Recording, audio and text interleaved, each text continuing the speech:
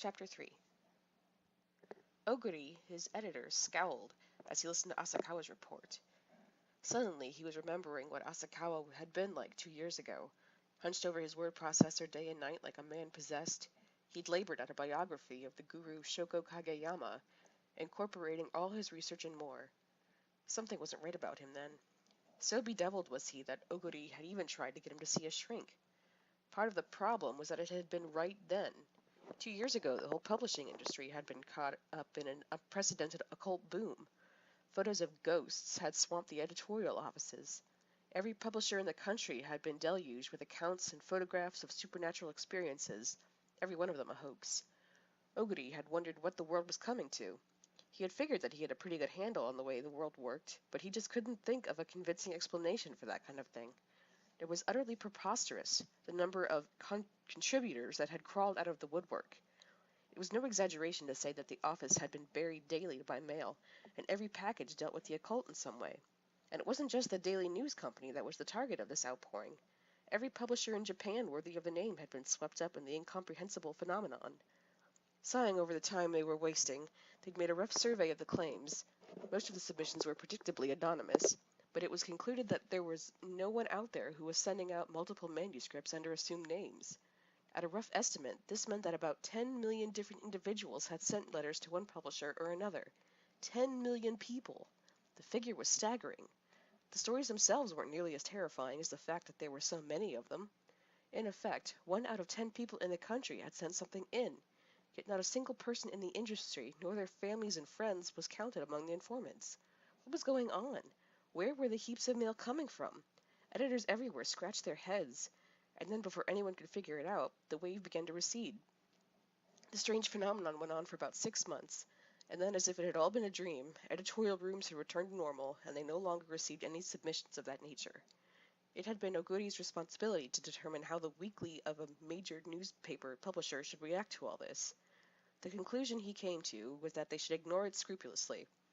Oguri strongly suspected that the spark which had set off the whole thing had come from a class of magazines he routinely referred to as the rags. By running readers' photos and tales, they'd stoked the public's fever for this sort of thing and created a monstrous state of affairs. Of course, Oguri knew that this couldn't quite explain it all away, but he had to approach the situation with logic of some sort. Eventually, the editorial staff from Oguri on down had taken to hauling all this mail unopened to the incinerator, and they dealt with the world just the way they had, as if nothing untoward were happening. They maintained a strict policy of not printing anything on the occult, turning a deaf ear to the anonymous sources. Whether or not that did the trick, the unprecedented tide of submissions began to ebb, and of all times, it was then that Akasawa had foolishly, recklessly, run around pouring oil on the dying flames. Oguri fixed Asakawa with a dour gaze. Was he going to make the same mistake twice? Now listen, you. Whenever Oguri couldn't figure out what to say, he started out like this. Now listen, you. I know what you're thinking, sir. Now, I'm not saying it's uninteresting. We don't know what'll jump out at us. But look, if what jumps out at us looks anything like it did the other time, I won't like it very much. Last time. Oguri still believed that the occult boom 2 years ago had been engineered. He hated the occult for all he'd gone through on account of it, and his bias was alive and kicking after 2 years. I'm not trying to suggest anything mystical here. All I'm saying is that it couldn't have been a coincidence. A coincidence. Oguri cupped a hand to his ear and once again tried to sort out the story. Asakawa's wife's niece, Tomoko Oishi, had died at her home in Homoko at around 11 p.m. on the 5th of September. The cause of death was sudden heart failure. She was a high school senior, only 17. On the same day, at the same time, a 19-year-old prep school student on a motorcycle had died, also of a cardiac infarction, while waiting for a light in front of the Shinagawa station. It sounds to me like nothing but coincidence. You hear about the accident from your cab driver, and you remember your wife's niece. Nothing more than that, right? On the contrary, Asakawa stated, and paused for effect. Then he said, the kid on the motorcycle, at the moment he died, was struggling to pull off his helmet. So? Tomoko, too. When her body was discovered, she seemed to have been tearing at her head. Her fingers were tightly entwined in her own hair. Asakawa had met Tomoko on several occasions. Like any high school girl, she paid a lot of attention to her hair, shampooing it every day, that sort of thing. Why would a girl like that be tearing out her precious hair? He didn't know the true nature of whatever it was that had made her do that, But every time Asakawa thought of her pulling desperately at her hair, he imagined some sort of invisible thing to go along with the indescribable horror she must have felt. I don't know. Now listen, you. Are you sure you're not coming at this with preconceptions? If you took any two incidents, you could find things in common if you looked hard enough. You're saying they both died of a heart attack, so they must have been in a lot of pain. So she's pulling at her hair. He's struggling with his helmet.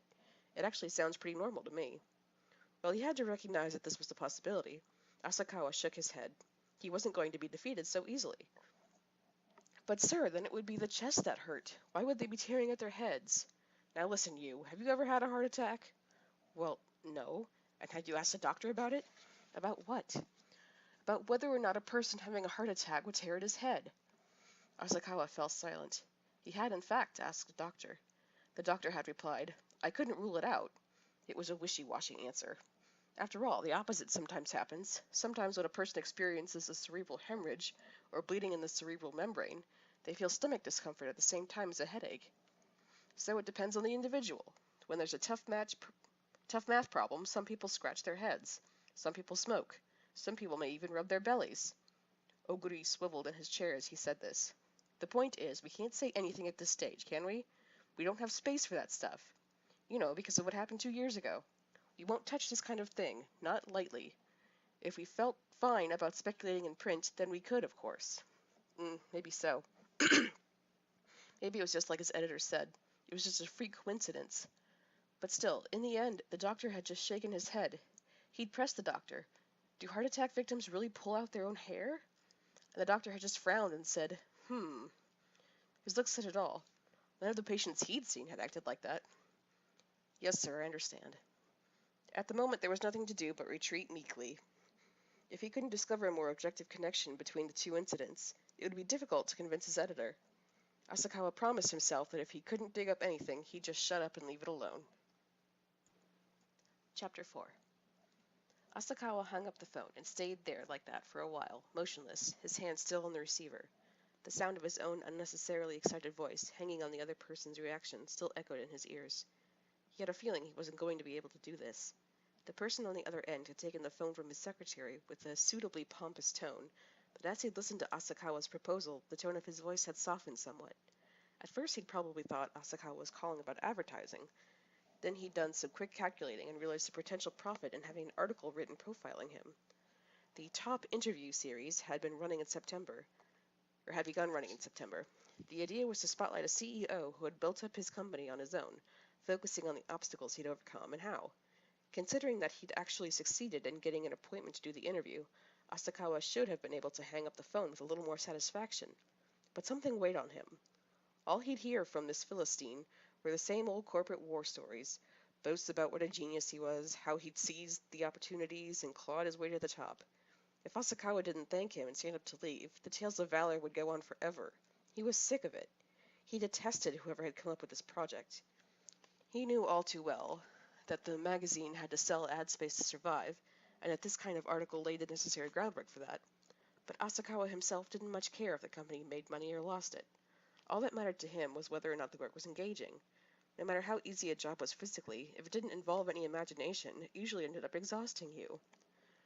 Asakawa headed for the archives on the 4th floor. He needed to do some background reading for the interview tomorrow, but more than that, there was something that was bothering him.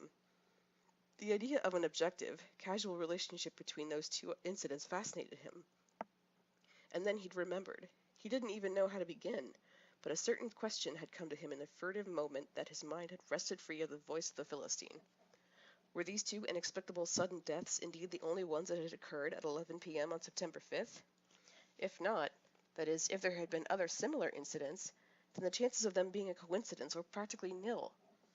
Asakawa decided to take a look at the newspapers from early September. Part of his job was reading the newspapers meticulously, but in his case he usually read only the headlines in the local news section, so there was more than just a chance that there was something he'd missed. He had a feeling there had been. He had the feeling that about a month ago, in the corner of a page in the local news section, he'd seen an odd headline. It had been a small article, on the lower left-hand page. All he remembered was where it had appeared. He remembered reading the headline and thinking, hey, but then someone from the desk had called to him and he'd gotten so distracted by work that he never actually read the article. With the buoyance of a child on a treasure hunt, Asakawa began his search with the morning edition from September 6th. He was certain he'd find a clue. Reading month-old newspapers in the gloomy archives was giving him a sort of psychological uplift he never got from interviewing a Philistine. Asakawa was much more cut out for this kind of thing than for running around on the beat dealing with people of all sorts. The September 7th evening edition, that's where the article was. In just the position he remembered it being, squeezed into a corner by news of a shipwreck that had claimed 34 lives. The article took up even less space than he'd recalled.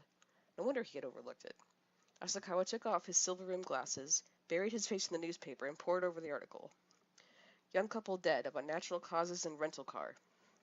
At 6:15 a.m. on the 7th, a young man and woman were found dead in the front seats of a car on a vacant lot in Ashina Yokosuka, along a prefectural road. The bodies were discovered by a truck driver who had happened to pass by and who then reported the case to the Yokosuka police precinct. From the car registration, they were identified as a preparatory school student from Shibuya, Tokyo, age 19, and a private girls' high school student from Isogo, Yokohama, age 17. The car had been rented from an agency in Shibuya 2 evenings previously by the preparatory school student. At the time of discovery, the car was locked with the key in the ignition. The estimated time of death was sometime between late night on the 5th and the pre-dawn hours on the 6th. Since the windows were rolled up, it is thought that the couple fell asleep and asphyxiated, but the possibility that they had taken an overdose of drugs in order to commit a love-suicide has not been ruled out. The exact cause of death has not been determined. As of yet, there is no suspicion of homicide. This was all there was to the article, but Asakawa felt like he'd gotten a bite. First of all, the girl who died was 17 and attended a private girls' school in Yokohama, just like his niece Tomoko. The guy who rented the car was 19 and a prep school student, just like the kid who died in front of Shinagawa Station. The estimated time of death was virtually identical. Cause of death unknown too. There had to be some connection among these 4 deaths. It couldn't take too long to establish definitive commonalities. After all, Asakawa was on the inside of a major news-gathering organization. He wasn't lacking for sources of information. He made a copy of the article and headed back to the editorial office. He felt like he'd just struck gold, and his pace quickened of its own accord. He could barely wait for the elevator. The Yokosuka City Hall Press Club. Yoshino was sitting at his desk, his pen scurrying across a sheet of manuscript paper. As long as the expressway wasn't crowded, you could make it here from the main office in Tokyo in an hour. Asakawa came up behind Yoshino and called his name. Hey, Yoshino. He hadn't seen Yoshino in a year and a half. Huh? Hey, Asakawa, what brings you down to Yokosuka? Here, have a seat. Yoshino pulled up a chair toward the desk and urged Asakawa to sit. Yoshino hadn't shaved, and it gave him a seedy look, but he could be surprisingly considerate towards others. You keeping busy? You could say that. Yoshino and Asakawa had known each other when Asakawa was still in the local news department, which Yoshino had entered 3 years ahead of him. Yoshino was 35 now. I called the Yokosuka office. That's how I learned you were here. Why, you need me for something? Asakawa handed him the copy he'd made of the article. Yoshino stared at it for an extraordinarily long time. Since he'd written the article himself, he should have been able to remember what it said just by looking at it. As it was, he sat there concentrating all his nerves on it, hand frozen halfway through the motion of putting a peanut in his mouth. It was as if he were chewing it, recalling what he'd written and digesting it. What about it? Yoshino had assumed a serious expression. Nothing special, I just wanted to find out more details. Yoshino stood up. All right, let's go next door and talk over a cup of tea or something. Do you have time for this right now? Are you sure I'm not interrupting? Not a problem. This is more interesting than what I was doing. There was a little cafe right next to City Hall where you could get coffee for 200 yen a cup. Yoshino sat down and immediately turned to the counter and called out, 2 coffees. Then turning back to Asakawa, he hunched over, leaning close. Okay, look. I've been on the local beat for 12 years now. I've seen a lot of things, but never have I come across anything as downright odd as this. Yoshino paused for a sip of water, then continued. Now, Asakawa, this has got to be a fair trade of information. Why is someone from the main office looking into this? Asakawa wasn't ready to tip his hand. He wanted to keep the scoop for himself. If an expert like Yoshino caught wind of it, in a heartbeat he'd chase and nab the prize for himself. Asakawa promptly came up with a lie. No special reason. My niece was a friend of the dead girl, and she keeps badgering me for information. You know, about the incident. So long as I was down here. It was a poor lie. He thought he saw Yoshino's eyes flash with suspicion, and he shrank back, unnerved. Really? Yeah, well, she's a high school student, right? It's bad enough that her friend's dead, but then there are the circumstances. She just keeps bugging me about it. I'm begging you, give me the details. So what do you want to know? Did they ever decide on the cause of death? Yoshino shook his head. Basically, they're saying their hearts just stopped all of a sudden. They have no idea why. How about the murder angle? Strangulation, for example. Impossible. No bruise marks on the neck. Drugs? No traces in the autopsy. In other words, the case hasn't been solved. Shit, no. No solving to be done. It isn't a murder. It's not even an incident, really. They died of some illness, or from some kind of accident, and that's all there is to it. Period. There's not even an investigation. It was a blunt way of putting it. Yoshino leaned back in his chair. So why haven't they released the names of the deceased? They're minors. Plus there's the suspicion that it was a love suicide. At this point, Yoshino suddenly smiled, as if he just remembered something, and he leaned forward again. You know the guy? He had his jeans and his briefs down around his knees. The girl, too. Her panties were pulled down to her knees. So you mean it was coitus interruptus? I didn't say they were doing it. They were just getting ready to do it. They were just getting ready to have a little fun, and bam! That's when it happened. Yoshino clapped his hands together for effect. When what happened? Yoshino was telling his story for maximum effect. Okay, Asakawa, level with me. You've got something. I mean, something that connects with this case, right? Asakawa didn't reply. I can keep a secret. I won't steal your scoop, either. It's just that I'm interested in this. Asakawa still remained silent. Are you going to keep me hanging here in suspense? Should I tell? But I can't. I mustn't say anything yet. But lies aren't working. Sorry, Yoshino. Could you wait just a little longer? I can't tell you quite yet, but I will in 2 or 3 days, I promise. Disappointment clouded Yoshino's face. If you say so, pal. Asakawa gave him a pleading look, urging him to continue his story. Well, we've got to assume that something happened. A guy and a gal suffocate just when they're getting ready to do it? That's not even funny. I guess it's possible that they'd taken poison earlier and it had only taken effect just then, but there were no traces.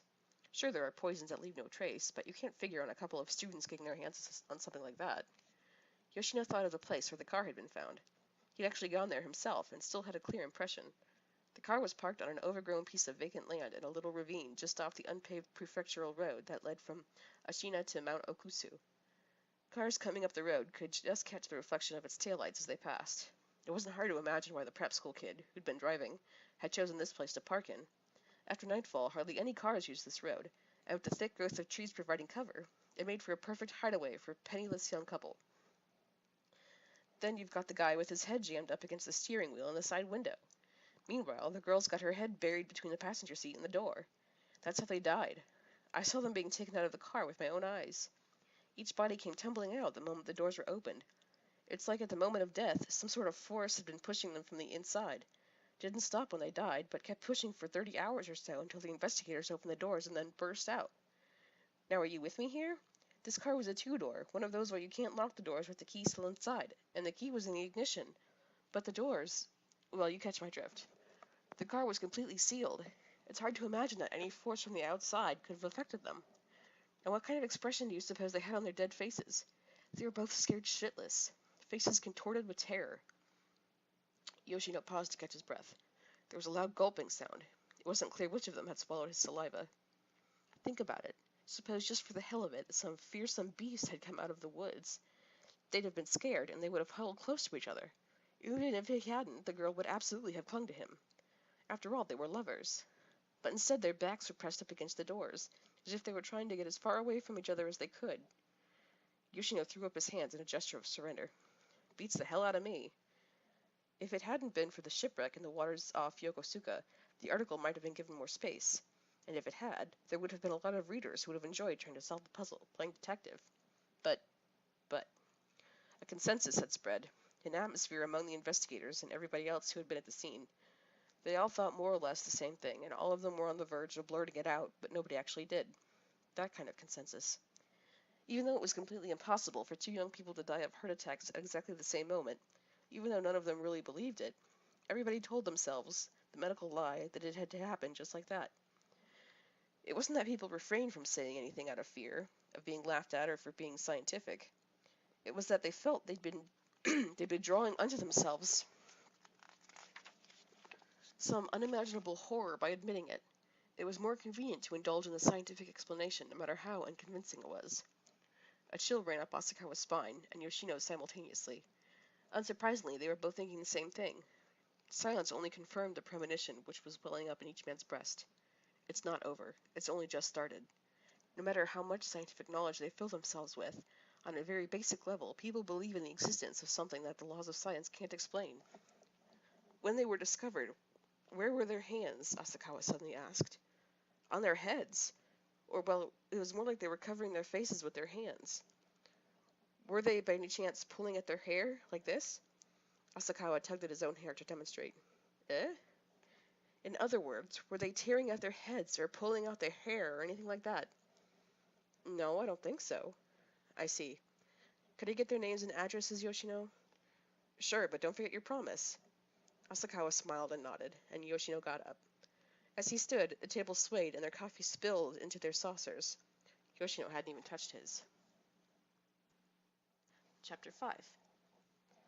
Asakawa kept investigating the four victims' background whenever he had a free minute, but he had so much work to do that he wasn't getting as far as he'd hoped. Before he knew it, a week had passed. It was a new month, and both August's rain-soaked humidity and September's summery heat became distant memories, pushed aside by the signs of deepening autumn. Nothing happened for a while. Ever since then, he had made a point of reading every inch of the local news pages, but without coming across anything remotely similar. Or was it just that something horrible was advancing, slowly but surely, where Asakawa couldn't see? But the more time elapsed, the more inclined he was to think that the four deaths were just coincidences, unconnected in any way. He hadn't seen Yoshino since then either. He had probably forgotten the whole thing too. If he hadn't, he would have contacted Asakawa by now. Whenever his passion for the case showed signs of waning, Asakawa would take 4 cards out from his pocket and be reminded once again that it couldn't have been a coincidence. On the cards, he'd written the deceased's names, addresses, and other pertinent information, and on the remaining space, he planned to record their activities during the months of August and September, their upbringing, and anything else his research turned up. Card 1. Tomoko Oishi. Date of birth, 10/21/72. Keisei School for Girls, Senior. Age 17. Address, 1-7, Motomachi, Honmoku, Naka Ward, Yokohama. Approximately 11 p.m., September 5th. Dies in kitchen on first floor of home. Parents away. Cause of death, sudden heart failure. Card 2. Shuichi Iwata. Date of birth, 5/26/71. Eishin Preparatory Academy, first year, age 19. Address, 1-5-23, Nishi Nakonobo, Shinagawa Ward, Tokyo. 10:54 p.m., September 5th. Falls over and dies at intersection in front of Shinagawa Station. Cause of death, cardiac infarction. Card 3. Haruko Tsuji. Date of birth, 1/12/73. Keisei School for Girls, Senior, age 17. Address, 5-9, Mori, Isogo Ward, Yokohama. Late night, September 5th, or early next morning. Dies in car off Prefecture Road at foot of Mount Okusu. Cause of death, sudden heart failure. Card 4. Takehiko Nomi. Date of birth, 12/4/70. Eishin Preparatory Academy, second year, age 19. Address, 1-10-4, Uehara, Shibuya Ward, Tokyo. Late night, September 5th, or early next morning. Dies with Haruko Tsuji in car at foot of Mount Okusu. Cause of death, sudden heart failure. Tomoko Oishi and Haruko Tsuji went to the same high school and were friends. Shuichi Iwata and Takehiko Nomi studied at the same prep school and were friends. This much had been clear prior to legwork, which indeed confirmed it. And from the simple fact that Tsuji and Nomi had gone for a drive together on Mount Okusu in Yokosuka on the night of September 5th. It was obvious that they were, if not quite lovers, at least fooling around. When he'd asked her friends, he had heard the rumor that Tsuji had been dating a prep school guy from Tokyo. However, Asakawa still didn't know when or how they'd met. Naturally, he suspected that Oishi and Iwata were going out too, but he couldn't find anything to back this up. It was equally possible that Oishi and Iwata had never even seen each other, in which case, what was there to link these four? They seemed far too closely related for this unknown being to have picked them totally at random. Maybe there was some secret that only the four of them knew, and they'd been killed for it. Asakawa tried out a more scientific explanation with himself. Perhaps the four of them had been in the same place at the same time, and all four had been infected with a virus that attacks the heart. Hey now, Hasakawa shook his head and he walked. A virus that causes sudden heart failure? Come on. He climbed the stairs, muttering to himself. A virus. A virus. Indeed, he should start out with attempts at scientific explanation. Well, suppose there was a virus that caused heart attacks. At least it was a little more realistic than imagining that something supernatural was behind it all. It seemed less likely to get him laughed at. Even if such a virus hadn't yet been discovered on Earth, maybe it had just recently fallen to Earth inside a meteor. Or maybe it had been developed as a biological weapon and had somehow escaped. You couldn't rule out the possibility. Sure, he tried thinking of it as a kind of virus for a while. Not that this would satisfy all his doubts. Why had they all died with looks of astonishment on their faces? Why had Tsuji and Nomi died on opposite sides of that small car, as if they were trying to get away from each other? Why hadn't the autopsies revealed anything? The possibility of an escaped germ weapon could at least answer the third question. There would have been a gag order. If he were to pursue this hypothesis further, he could deduce that the fact that there hadn't been any other victims yet, and that the virus was not airborne. It was either bloodborne, like AIDS, or was fairly non-contagious. But more importantly, where had those four picked it up? He'd have to go back and sift through their activities in August and September again, and look for places and times they had in common. Since the participants' mouths had been shut permanently, it wouldn't be easy.